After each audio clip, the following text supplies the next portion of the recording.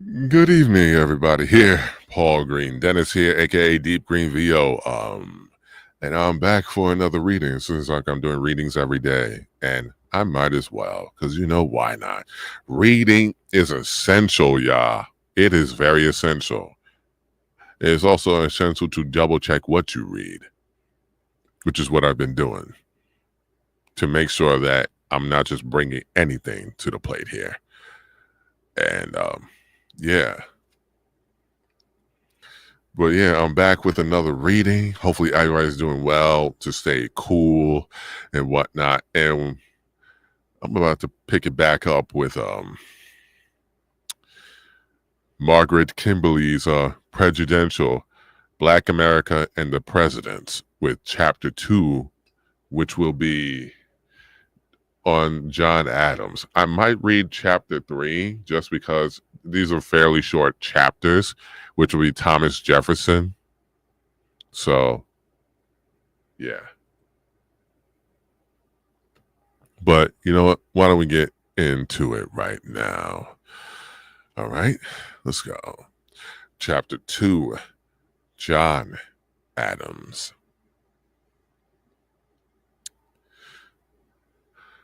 Of the first 12 presidents, John Adams and his son John Quincy Adams were the only two who were Northerners and non-slave holding. But the elder Adams was far more pro-white than he was anti-slavery.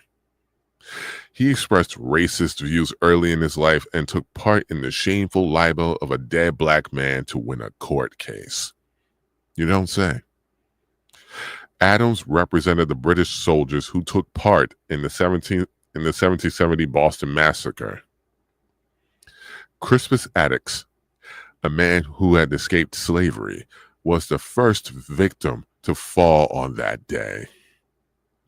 Adams' defense strategy included blaming Attucks, to whose mad behavior, in all probability, the dreadful carnage of that night is chiefly to be ascribed. Wow.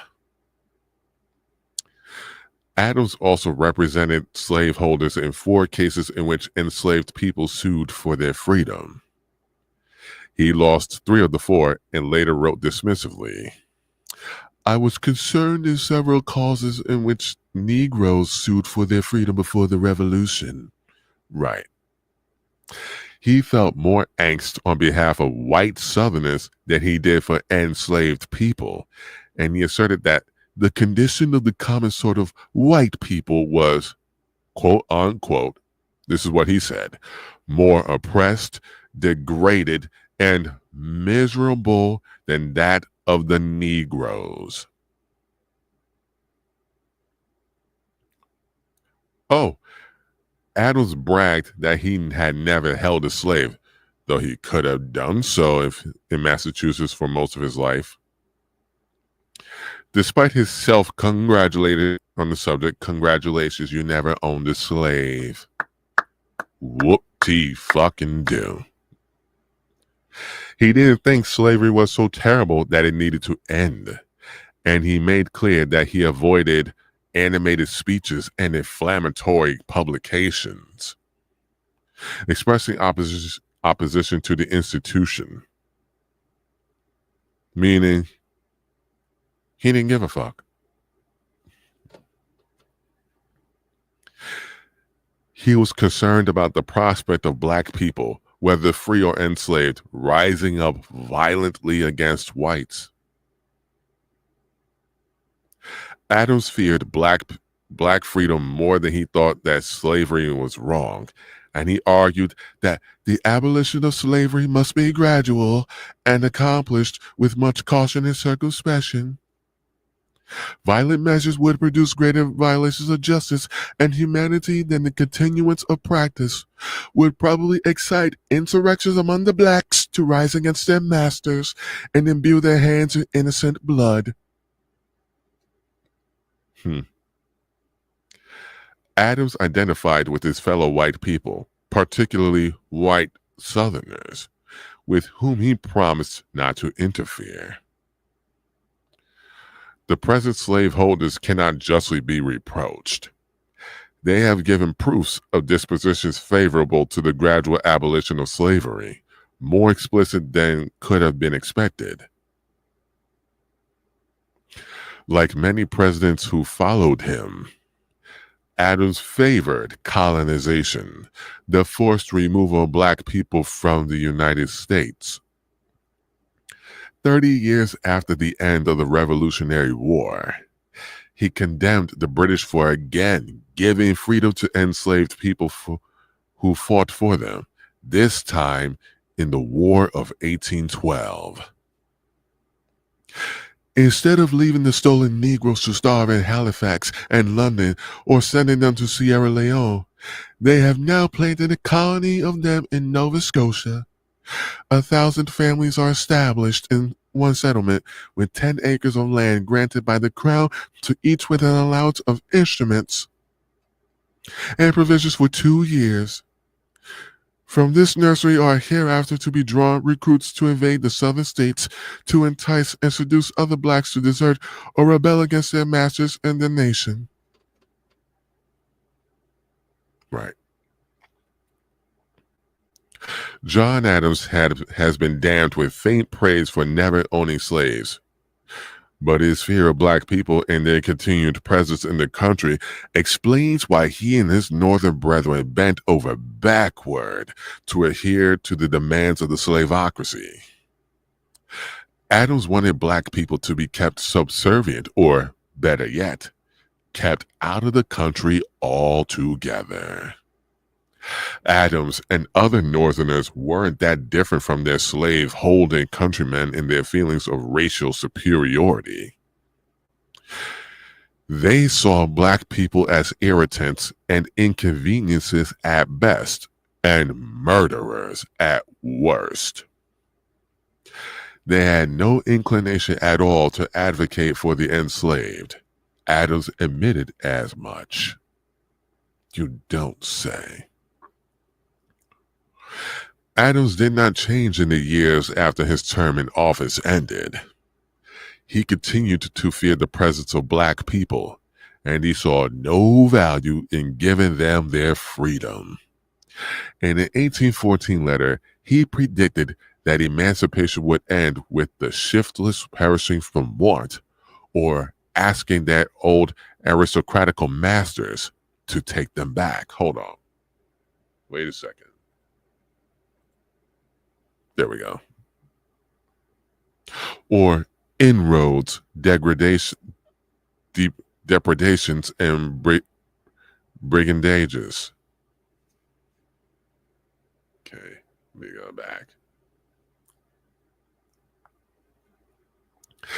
Even after declaring himself utterly adverse to admission of slavery into the Missouri Territory in the 1821 letter, he didn't want to say so publicly.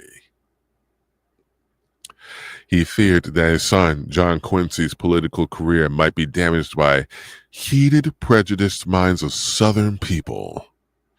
He begged his friend, "I hope you will by no means publish my letter." Perhaps Adams felt the fact that he never owned another human being absolved him from needing to express any pro-emancipation opinion. He could be honest in his antipathy toward black people, unlike his successors Thomas Jefferson and James Madison, who engaged in breathtaking hypocrisies. You don't say. You know what?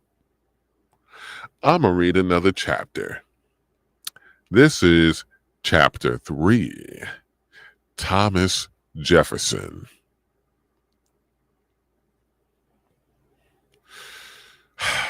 Here we go. Jefferson presents a contradiction for the apologists and idol worshippers.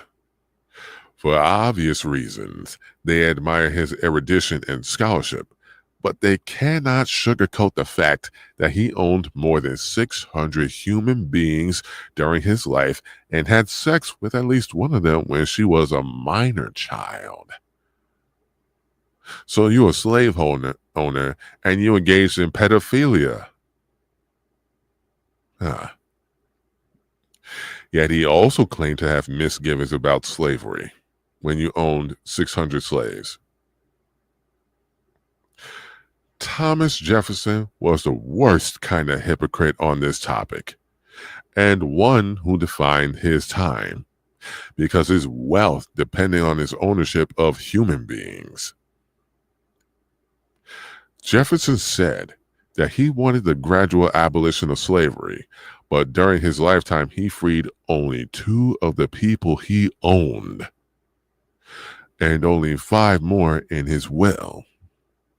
It should no longer be acceptable to overlook the profit Jefferson made from involvement in a cruel and barbaric industry. The early presidents established the mandate to expand feverishly westward, relentlessly occupying Indian land and turning it over to the white settler population. Jefferson is credited, if such a positive word can be used, with transacting the Louisiana Purchase.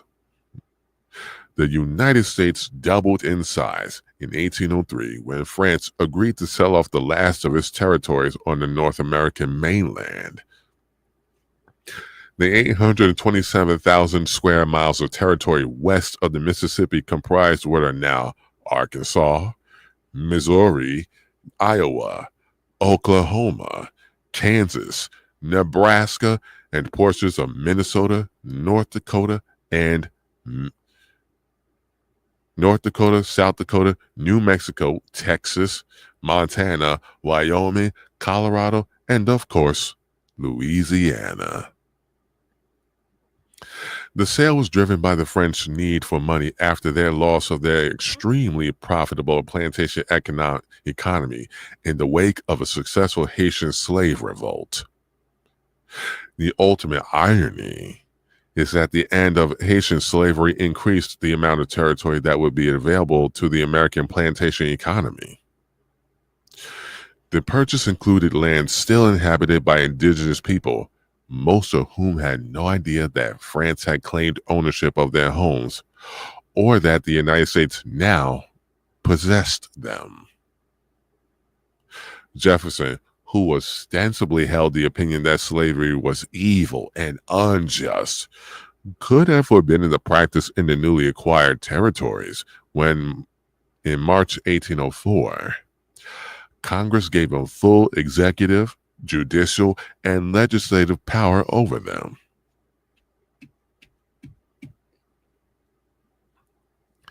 He drafted the territorial constitution himself. The original treaty giving the United States jurisdiction asserted that inhabitants of the ceded territory would enjoy the same rights as all American citizens. Jefferson changed the wording to white inhabitants.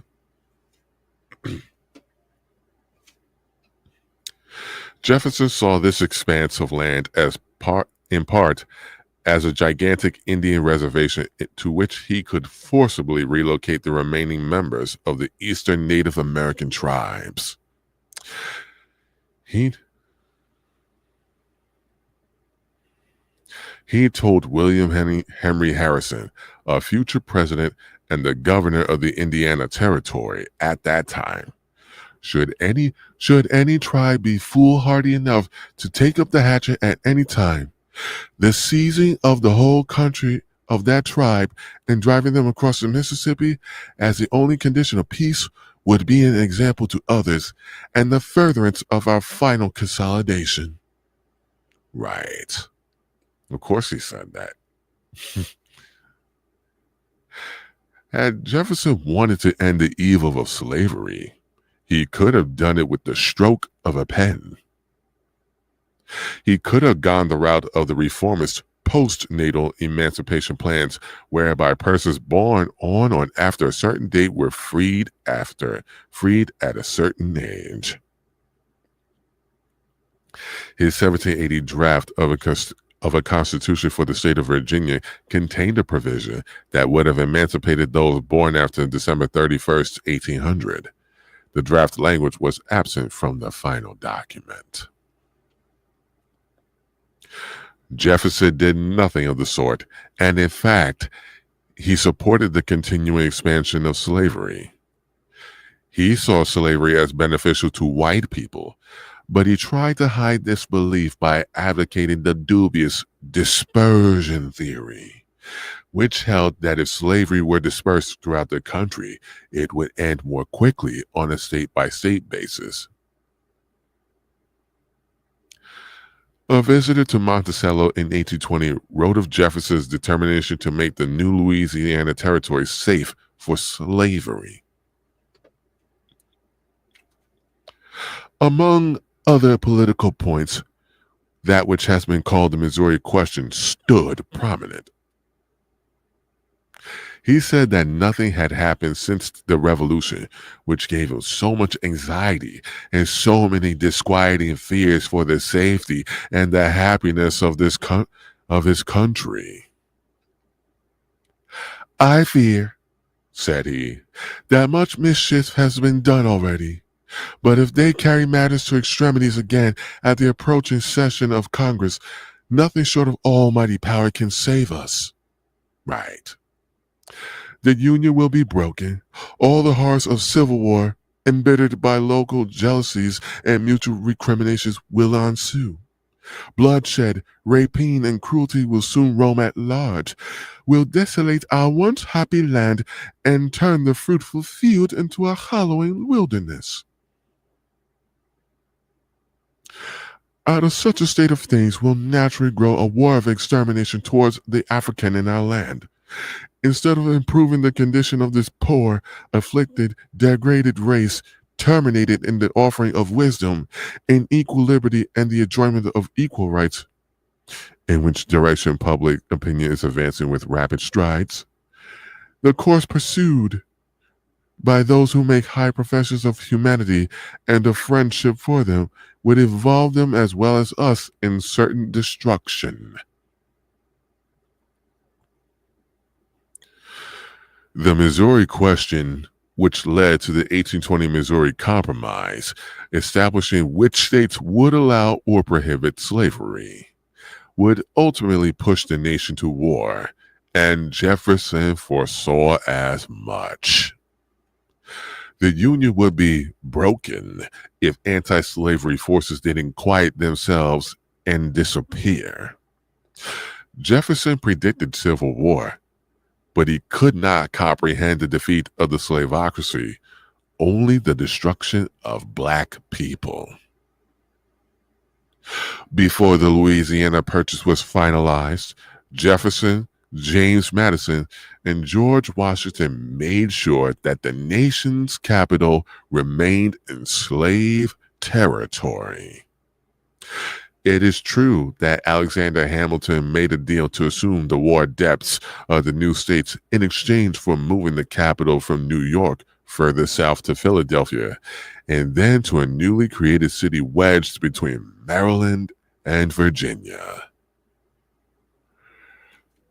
But that transaction was hardly the primary motivation. A federal capital carved out of territory taken from existing states could have been located elsewhere. The rationale for creating an entirely new city, located on a swamp, no less, in slave territory was to give slavery legal and physical protection. The choice made little sense unless one acknowledges the importance of slavery to the growth and development of the American economy. Jefferson certainly knew its importance to the settler colonial state and to himself personally. In 1798, his friend Thaddeus Kosciuszko drew up a will asking Jefferson to use his estate to free enslaved people. "I beg Mr. Jefferson that in the case I should die without will or testament, he should buy out my money so many Negroes and free them, that the restante remaining sums should be sufficient to give them education and provide for their maintenance." He revised the will 18 years later and made his desires clearer.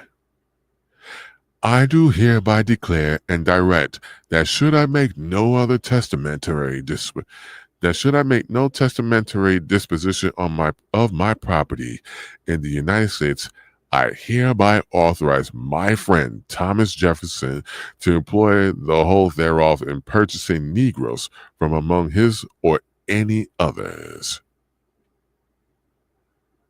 But Jefferson never used the bequest to do anything that Kosciuszko asked. When he died, enslaved persons were sold to pay off his debts. Despite his pretend angst, he was a slaveholder to the very end. And that, ladies and gentlemen, however you identify they, them, is the end of Chapter 3 of The Hypocrite of Thomas Jefferson. I will pick back up on Prejudential later next Tuesday. I'll do readings of Prejudential, and I'll read multiple chapters because they're short, but they're full of a lot, despite being short. I will read chapters 4 and 5, which would be James Madison and James Monroe. Actually, I'll probably do that on Saturday. Instead of doing One Nation and the Blackmail, I'll do a matinee of Prejudential on Saturdays, just to be fair. So I'll do a matinee reading of James Madison and James Monroe, the next 2 chapters, which will finish out the Founding Fathers section of this book on Saturday. So with that, have a good day, and I will see you tomorrow with One Nation under Blackmail. Have a good day and stay cool.